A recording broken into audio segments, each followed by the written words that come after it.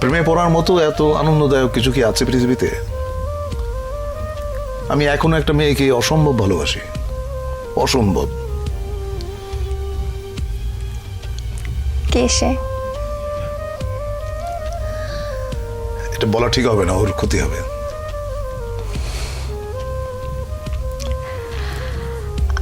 আমরা কি চিনি?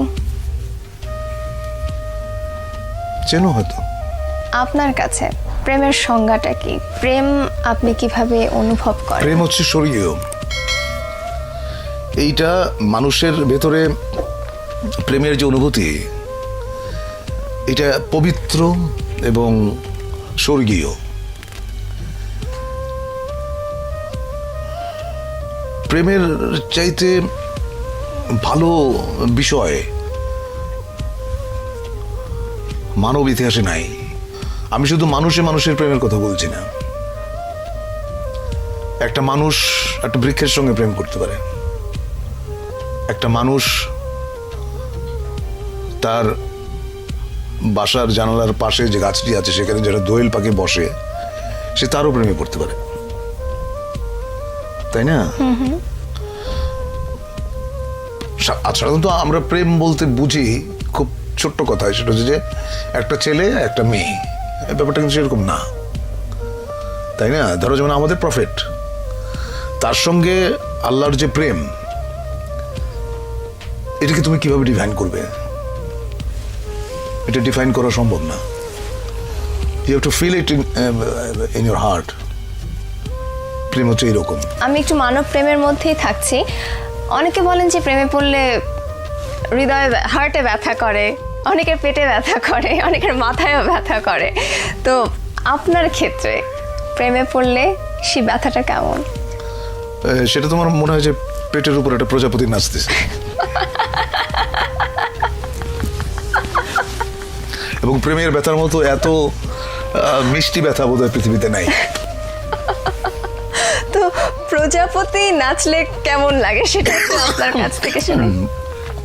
এটা তোমার সুরসুরি জাতীয় একটা জিনিস, এটা আসলে বোঝানো সম্ভব না।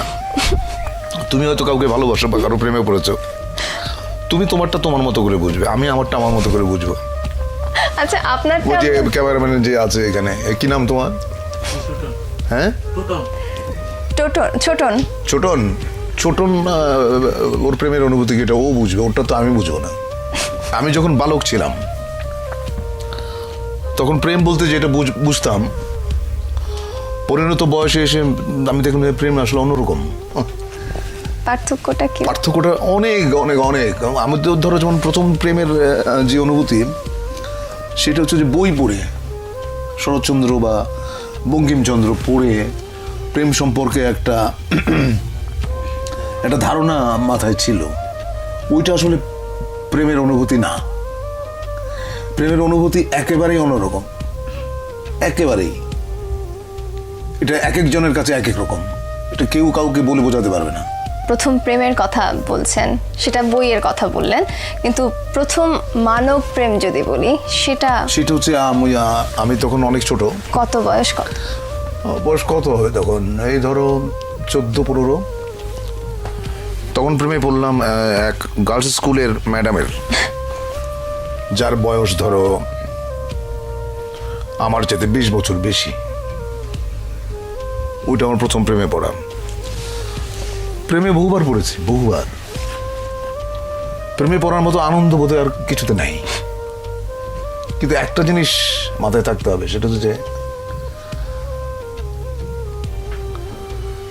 কাউকে হার্ট করে, কাউকে বেদনা দিয়ে প্রেমে পড়ার মতো এরকম গরিত কাজ বোধহয় পৃথিবীতে নাই।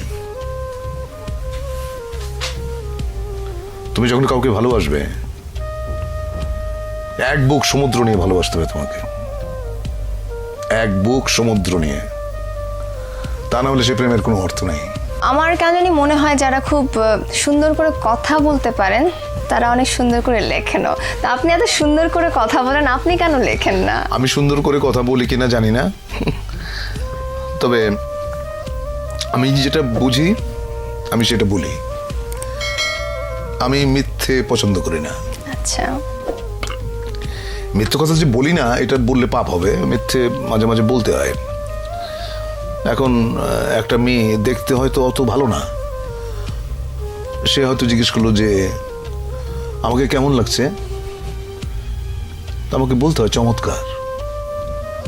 এটা মিথ্যাচার না, এটা একটা মানুষকে তুমি যখন আনন্দ দাও এর মধ্যে পুণ্য আছে, সেই পুণ্যটা তুমি অর্জন করলা। আপনার প্রেমে কতজন মেয়ে পড়েছে যদি প্রশ্নটা করি? সেটা তো আমি বলতে পারবো না, সেটা মেয়েদের জিজ্ঞেস করতে হবে। আপনার কাছে কেউ এসেছে এরকম কিছু বলে? আমার যদি এখনো ফোন আসে এবং অদ্ভুত অদ্ভুত কথা। কেমন? একটা মেয়ে একদিন ফোন করে বললো আমাকে বিয়ে করেন। আমি বললাম তোমার বয়স কত? ও বললো যে আমার বয়স 22। আমি বললাম যে আমি তোমার ঠাকুরদার বয়সী, টেলিফোন রাখো। এখনো প্রচুর ফোন আসে এবং আমার খুব মানে খুব অদ্ভুত লাগে যে এটা তো বিয়ে করার বয়স না। আচ্ছা, তো আপনি বলছেন যে আপনাকে যারা ভালোবেসেছে কারা কতজন সেটা আপনি বলতে পারবেন না, মেয়েরা বলতে পারবে, কিন্তু আপনার কাছে যারা পৌঁছেছে, আপনার পর্যন্ত যারা পৌঁছেছে, তারা তাদের এক্সপ্রেশনসগুলো কিরকম ছিল আপনার কাছে? আমাদের ইয়ারমেট একটা মেয়ে ছিল, ওর সঙ্গে বহু বছর পরে, প্রায় 20-21 বছর পরে দেখা হলো। ওর হাজবেন্ডের সঙ্গে পরিচয় করা দিল। উনি আমার সঙ্গে হ্যান্ডশেক করে বললেন ও আপনি সেই। তো আমি তো বুঝি না আপনি সেই মানে। তো আমি বললাম আপনি সেই মানে? তখন মেয়েটা বলল, আমাদের ইয়ারমেট, সে বলল যে আমি বাসর রাতে আমার হাজবেন্ডকে বলেছি যে আমি হুমায়ুন ফরিদের প্রেমে পড়েছিলাম, কিন্তু 4 বছর একসঙ্গে কাটিয়েছি আমরা, ওকে বলতে পারি নাই। I was so amused. সে বললে কি হতো আমি জানি না। আচ্ছা, আপনি যাদেরকে ভালোবাসতেন তারা আপনাকে পছন্দ করেনি, এরকম কখনো ঘটেছে? না, আমি জানি না আসলে। কেউ কেউ হয়তো অপছন্দ করে, আবার কেউ কেউ হয়তো এড়িয়ে যায়, আমি বুঝি না। আচ্ছা, প্রেমের আরেকটা দিক হচ্ছে না বোঝা। আচ্ছা, মানে কেন প্রেমে পড়লাম, কেন ভালোবাসলাম, এর কারণ তুমি যদি খুঁজতে যাও দেখবে যে কিছু খুঁজে পাচ্ছ না। মানে একটা কালো বেড়াল অন্ধকার ঘরে তুমি খুঁজে বেড়াচ্ছ যেটা ওই ঘরে নাই। প্রেমটা এরকম। আপনি অভিনেতা হতে চেয়েছিলেন, অনেকেই অভিনেতা হতে চায়, কিন্তু সবার পক্ষে নিজেকে একজন সম্ভাব্য অভিনেতা হিসেবে প্রকাশ করার, প্রমাণ করার সুযোগ হয় না। আপনার পক্ষে সেটা সম্ভব হলো কিভাবে? যে কাজটা করি সেটা পছন্দ করি এবং যে কাজটা করি নিষ্ঠার সাথে করি, সততার সঙ্গে করি। সে কারণেই বোধহয় আমি মোটামুটি বলতে পারো যে অভিনেতা হিসেবে নিজেকে দাঁড় করাতে পেরেছি। ঢাকা থিয়েটারের সাথে, মঞ্চের সাথে আপনি যুক্ত হলেন কিভাবে? সেটা খুবই ইন্টারেস্টিং একটা ব্যাপার। সেটা হচ্ছে যে 1977 সালে জাহাঙ্গীরনগর বিশ্ববিদ্যালয়ে আমি তখন নাট্য সম্পাদক। তখন আন্তঃহল একটা নাট্য প্রতিযোগিতা অ্যারেঞ্জ করলাম। তো ওখানে জাজ হিসেবে গিয়েছিলেন আমাদের ঢাকা থিয়েটারের প্রধান পুরুষ জনাব নাসিরউদ্দিন ইউসুফ। উনি আমার লেখা, আমার ডিরেকশন এবং আমি ছোট্ট একটা চরিত্রে অভিনয় করেছিলাম। ওটা দেখে নাটক শেষ হওয়ার পরে বললেন যে আমাদের ঢাকায় একটা দল আছে, দলটার নাম ঢাকা থিয়েটার, আপনি যদি জয়েন করেন আপনার ভালো লাগবে। তারপরে সেলিম ভাইকে বললাম, সেলিম আল দিন, সেলিম ভাই আমাকে নিয়ে গেল। ওইভাবে ঢাকা থিয়েটারে আসা। সেটা কোন সাল? সেটা 77 সাল। সেই সময় ঢাকা থিয়েটার, বর্তমানের ঢাকা থিয়েটার, দুটোর মধ্যে যদি একটু তুলনা করতে এখন বলি। আমরা যখন ছিলাম একসঙ্গে, এতগুলো একঝাক তরুণ মেধাবী অভিনেতা, তাদের সঙ্গে আমি কাজ করেছি, সেটা ছিল ঢাকা থিয়েটারের স্বর্ণযুগ। এখন আমি থিয়েটার ওইভাবে দেখি না, মাঝে মধ্যে যাই, ওই গেলে একটা সমস্যা হয় যে সবাই এসে মানে সবাই এসে এমনভাবে বিরক্ত বলবো না, এমনভাবে ধরে আমাকে যে আবার একটু অভিনয় করেন মঞ্চে, আমরা দেখতে চাই। অনেকেই বলে যে আমরা আপনার মঞ্চের অভিনয় দেখি নাই, দেখতে চাই। তখন খুব বিব্রত হই, কারণ আমি জানি আমি মঞ্চে আর কোনোদিন কাজ করব না। কারণ মঞ্চে কাজ করার জন্য যেই ধরনের প্রাণ শক্তি লাগে সেটা হয়তো আমার আছে, কিন্তু আরেকটু বেশি থাকলে হয়তো করতাম। সেই প্রাণ শক্তিটা একজন অভিনেতা কোথা থেকে নিয়ে আসতে পারে আপনার মনে হয়? কিভাবে নিজেকে তৈরি করতে পারে? দেখো, ওই গিরিশ ঘোষ না কার জন্য একটা কথা আছে, দেহপট শনে নট সকলই হারায়। কারণ অভিনয় করতে একটা সুস্থ শরীর লাগে, একটা সুস্থ কণ্ঠস্বর লাগে। এখন শরীরের সামর্থ্য থাকতে হবে তো, কারণ মঞ্চে অভিনয় করতে গেলে অনেক অনেক পরিশ্রম করতে হয়। তো সেই জায়গাটা ওই আমি বোধহয় হারিয়ে ফেলেছি। আমার মনে আছে কেরামত মঙ্গল নাটকে আমার একটা এপিসোড ছিল প্রায় 40 মিনিটসের, মানে এক নাগারে সংলাপ বলে যাওয়া।